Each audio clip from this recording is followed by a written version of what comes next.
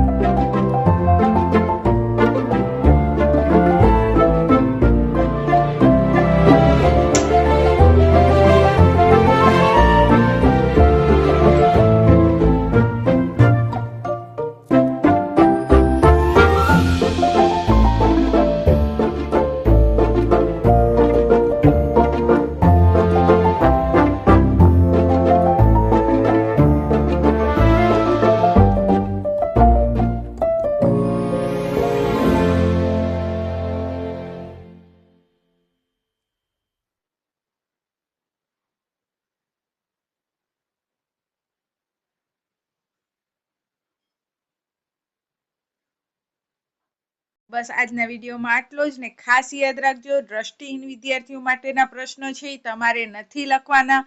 મેથ્સની અંદર પણ ઘણા બધા વિદ્યાર્થીઓ છે આ ભૂલ કરી આવ્યા છે. દ્રષ્ટિહીન વિદ્યાર્થીઓ માટેના ક્વેશ્ચન છે એ લખી આવ્યા છે. તો હવે શું થશે, એવા પણ ઘણા બધા ક્વેશ્ચનો આવે છે.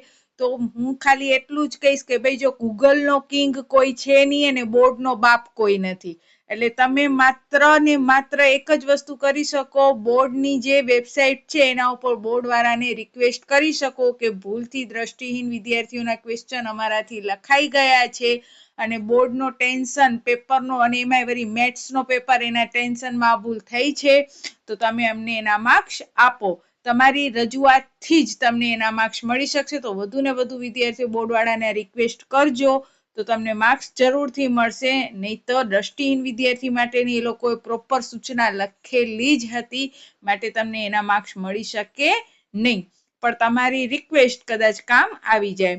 તો બસ આજના વિડીયોમાં તો આપણે સમાજ વિદ્યાનું કરીએ છીએ. વીતી ગયું એ ભૂલી જાઓ, નવું જે છે એને સ્કોર કરો.